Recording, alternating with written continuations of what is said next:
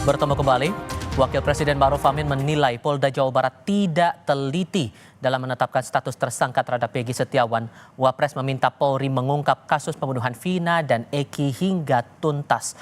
Wapres menilai Polda Jawa Barat kurang teliti saat mengusut kasus Vina dan menetapkan Peggy Setiawan sebagai tersangka pembunuhan. Menurutnya hal itu dibuktikan dengan dikabulkannya pra-peradilan Peggy. Wapres meminta Polri dapat mengejar 3 DPO dan menuntaskan kasus Vina. DPO itu kalau betul itu ada, ya dilanjutkan saja. Kalau ternyata yang PG itu bukan orangnya, ya dicari. Jadi dilanjutkan saja, saya kira. Memang ada berarti kekurang telitian dari pihak Polda ketika menangkap PG itu, sehingga bisa dipatahkan atau bisa dibatalkan melalui pra-peradilan. Itu saya kira kita harap ke depan tidak terjadi lagi. Di lain pihak, tim kuasa hukum Peggy menyebut masih memperhitungkan besaran kerugian yang akan diajukan dalam tuntutan kepada penyidik Polda Jawa Barat. Peggy merasa dirugikan secara material dan imaterial setelah menjadi korban salah tangkap dalam kasus pembunuhan Vina dan Eki. Di dalam kan saya nggak bisa bekerja, kalau misalnya di luar kan saya bekerja menghasilkan ya pundi-pundi rupiah buat bantu keluarga setiap minggu itu. Oke. Kerugian itu disampaikan ke pengadilan kepada kita akan melakukan gugatan secara perdata untuk tuntutan ganti rugi, namun sepanjang ini masih dibicarakan di tim kami dan belum ada kesepakatan untuk kapan akan diajukannya gugatan tersebut. Mungkin kami juga akan sebagai tim kuasa hukum akan koordinasi lagi bersama keluarga. Tentang AF ketemu Peggy, buktikan kalau AF itu memang benar-benar melihat. Peggy berani berdebat kan gitu. AF yang menjadi saksi kunci dalam kasus pembunuhan Vina dan Eki di Cirebon kini menjadi sosok yang dicari keberadaannya. Utamanya setelah Peggy Setiawan menantang AF untuk membuktikan kesaksiannya atau keterangan kepada Peggy Setiawan. Pasca Peggy Setiawan bebas sebagai tersangka pembunuh Vina dan Eki, salah satu saksi kunci yang mengaku melihat Peggy di lokasi pembunuhan, AF, menghilang. AF pindah dari Cirebon ke Bekasi setelah melaporkan kasus pembunuhan Vina dan Eki kepada Ibtu Rudiana, ayah Eki. Jurnalis Kompas TV, Valentina Sitorus, mencari rumah AF di Bekasi. Namun usai Peggy bebas, rumah AF kosong. Ketua RT tempat AF tinggal menyebut sempat ada polisi yang mencoba mencari identitas AF sejak kasus Vina dan Eki mencuat. AF sehari-hari dikenal warga sebagai sopir ambulans. Akhir ramenya pas ada surat dari Polsek ke desa. Kapan itu, Pak? Itu bulan kemarin. Bulan Juni berarti? Kalau nggak salah bulan Juni ya, malam-malam kita dikumpulin. Nggak taunya nyocokin data, katanya datanya sama gitu. Apa Pak waktu itu keperluan polisi untuk datang ke sini? Itu langsung Bimaspol Karangasih. Cuman menanyakan aja, ini bener gak nama alamat sini gitu. Jarang ketemu. Iya. Kalau kesehariannya AF sendiri? Yang saya tahu pernah ikut ambulan. Peggy Setiawan membantah sejumlah kesaksian AF, salah satunya soal motor yang dilihat AF berada di lokasi pembunuhan Vina dan Eki. Peggy menilai kesaksian AF bohong. Ya menurut saya sangat disayangkan sih, karena kesaksian itu adalah bohong. Mereka mengatakan AF ini mengatakan bahwasannya di malam kejadian itu dia melihat saya mengendarai motor warna pink yang melakukan kejahatan seperti itu. Itu salah. Maksudnya salah gini, motor saya sejak Januari 2016 udah dicat warna ungu kuning. Jadi logikanya itu dari mana warna pink pas malam kejadian itu?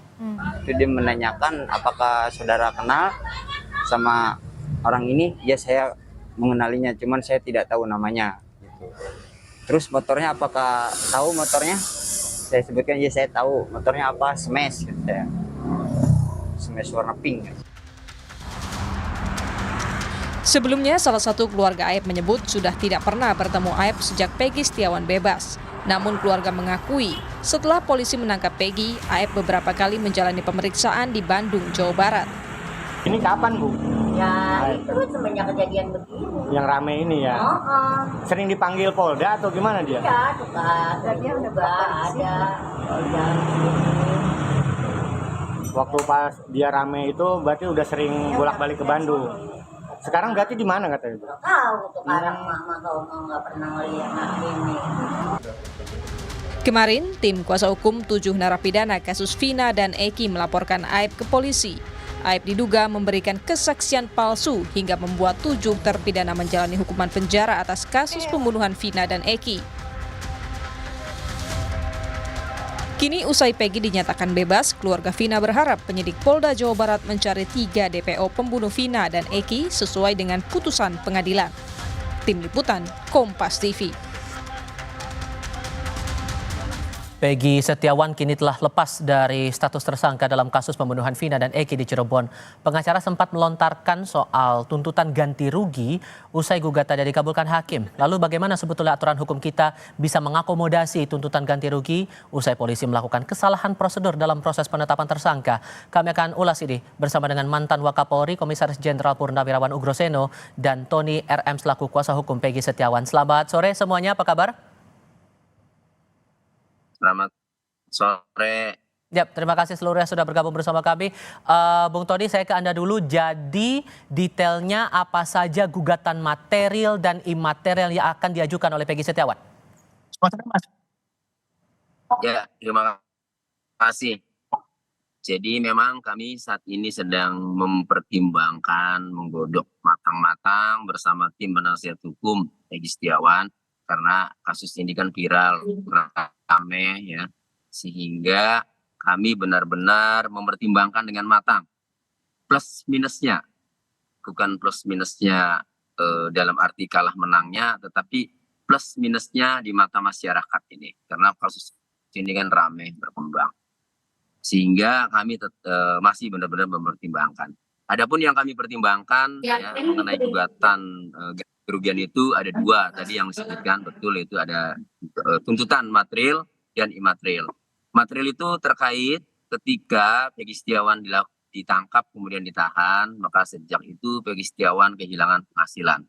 Meskipun ia sebagai buruh bangunan ya dengan gaji tidak seberapa, tapi itulah yang bermanfaat bagi Peggy Setiawan untuk menghidupi keluarganya, orang tua dan adik-adiknya di sekolah. Nah, jadi misalnya Peggy Setiawan per bulan itu 5 juta ya, maka selama ditahan ya 2 bulan misalnya itu dihitung. Kemudian ada lagi 2 unit sepeda motor ya, yang disita sejak tahun 2016 sampai 2024. Itu bisa saja kami menuntut ganti kerugian. Itu masuk material ya, artinya kalau itu disewa kan berapa per hari ya? Jadi bisa kami menuntut supaya penyidik agar membayar uang sewa satu motor misalnya 30.000 kali 2 motor kan, Suzuki Smash sama Jupiter kali 365 hari kali 8 tahun kurang lebih 165 juta. Nah, untuk imaterial itu ya tidak terhingga karena penyidik menganggap bahwa Peggy Setiawan ini mengumpan dalam jawaban pra peradilan yang cenderung melakukan kejahatan, manipulasi, pembohong, itu menyebabkan nama baiknya itu rusak sehingga bisa digugat imaterial yang besarannya itu tidak terhingga. Tapi masih dipertimbangkan dengan masih dipertimbangkan, tapi Pak Ugro sebetulnya dalam aturan hukum kita gugatan setelah dilakukan salah tangkap itu ada aturannya dan berapa minimal maksimalnya, Pak? Ya, kalau surat edaran dari Mahkamah Agung kalau nggak salah ganti rugi hanya maksimal 100 juta. Ya. Dengan pertimbangan apa saja itu sebetulnya? Ya selama dia salah tangkap pekerjaannya nggak dilaksanakan, itu yang seperti dikatakan sama Pak Tony tadi, pengacaranya Peggy tadi, ya seperti itu. Semua gugatan diajukan. Tapi kan ketentuan dari Mahkamah Agung seperti itu ya, atau pemerintah.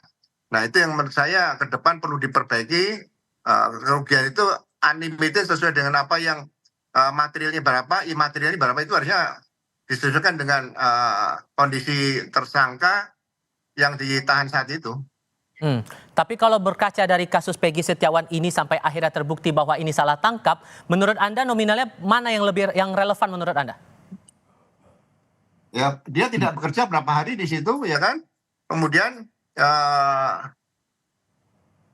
imaterialnya juga harus diperhitungkan, kondisi dia ditahan, kondisi psikis itu kan juga harus diperhitungkan. Ya diambil kata-kata ya sementara ya maksimal saja di angka 100 juta itu. Ideal di angka 100 juta itu menurut Anda atau bisa lebih tinggi dari itu? Ya kalau sekarang mau cari terobosan kan ini kan menarik. Pra peradilan tapi berkasnya sebetulnya sudah selesai, tapi kan ini ada berkas, dianggap ada berkas baru kan, sama dengan sprindik baru ya. Mungkin lebih bagus untuk ke depan untuk terobosan hukum bisa diajukan lebih dari itu, nggak ada masalah. Bisakah angkanya 1 miliar, 2 miliar atau hitungannya miliar di luar dari angka 100 juta itu, Pak? Nggak ada masalah Pak diajukan, nggak ada masalah. Apakah kemungkinannya juga harus ada permintaan maaf secara terbuka dari Polri kepada pihak korban?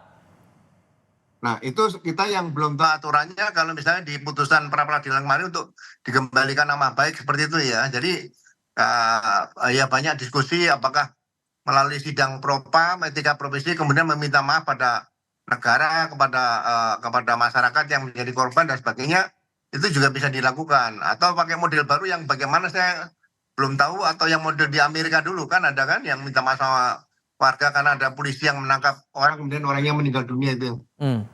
Oke, tapi sepengalaman Anda saat masih berada di institusi Polri waktu itu, kejadian salah tangkap kemudian dibayar dengan kompensasi atau ganti rugi itu adakah? Dan berapa besar saat itu? Saya belum pernah mendengar laporan seperti itu. Oke. Ya. Bung Tony, untuk sejauh ini kan masih dihitung ya, tapi apakah kemudian ada keinginan juga dari pihak Peggy Setiawan dan juga keluarga agar ada permintaan maaf secara terbuka dari Polri kepada keluarga? Ya, ketika Peggy Setiawan ditetapkan tersangka itu kan diumumkan oleh Kabid Humas Polda Jawa Barat beserta Direktur Reserse Kriminal Umum. Bahkan ini Peggy alias Peron, Peggy Setiawan alias Peron kan gitu kalimatnya. Ini bukan hanya sebagai turut serta tetapi otak pelakunya, bahkan yang membuat mati yang tindakan Peggy Setiawan ini membuat korban jadi meninggal kan gitu. Nah, hal yang sama seharusnya kalau penyidik itu mematuhi putusan pra peradilan kan begitu, kemarin Kabid Humas Polda Jawa Barat itu kan di situ ada perintah atau ada kalimat amar memulihkan ya nama baik atau harkat martabat Peggy Setiawan. Nah kami ya ingin agar penyidik itu menindaklanjuti putusan dalam hal ini amar yang memulihkan nama baik itu, mengumumkan kembali ketika Peggy Setiawan ini sudah tidak lagi sebagai tersangka. Ya, jadi mencabutlah keterangan-keterangan kemarin atau mengumumkan lagi bahwa Peggy Setiawan ini bukan tersangka, sehingga kalau tidak tersangka itulah bukanlah orang yang pelaku utama, bukanlah orang yang disampaikan waktu jumpa pers itu loh inginnya. Jadi ada permintaan maaf ya dari penyidik Polda Jawa Barat, ya itu kan sebenarnya sepele. Ini bentuk penghormatan saja lah buat masyarakat kecil ya yang sebelumnya ditangkap kemudian disudutkan, digiring opini, sekarang minta maaf lah biar masyarakat itu melihatnya penyidik itu gentleman gitu, fair gitu. Oke, Pak Ugro, dengan kasus ini muncullah dugaan bahwa ini ada unprofessional conduct dalam proses penyidikan atau penyelidikan sampai penyidikan terhadap Peggy Setiawan. Menurut Anda sejauh mana kemungkinan dari penyidik yang mengusut kasus Peggy Setiawan ini bisa masuk ranah etik bahkan masuk ke propam? Ya mulai dari awal saja kan propam harusnya bisa melihat di situ, ya kan? Dari mulai peristiwa terjadi, ya kan, laporan polisi tidak dibuat oleh petugasnya ke TKP tapi dibuat oleh orang tuanya Eki, ya kan. Kemudian belum ada alat bukti, tersangka sudah ditangkap, ya kan. Alat bukti yang belum dibuktikan secara saintifik, ya kan, masih nihil saintifik. Nah ini kan sebenarnya menyalahi aturan peraturan Kapolri dan peraturan Kabariskim di situ. Sebetulnya kasus ini propam lebih mudah masuk daripada kasus-kasus yang lain yang mungkin diperkirakan sangat sulit ya. Tanpa ini perlu kan ada yang melapor dulu ya? Langsung kalau propam seperti itu, ini kan sekarang udah jadi masalah publik nih.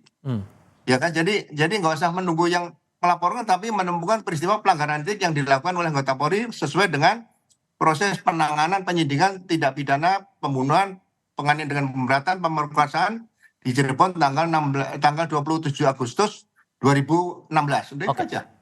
Oke, Pak Ugro Sedo, terima kasih banyak. Bung Tony RM juga terima kasih Sama-sama. sudah hadir dalam diskusi kami kali ini. Selamat sore semuanya. Ya. Sore.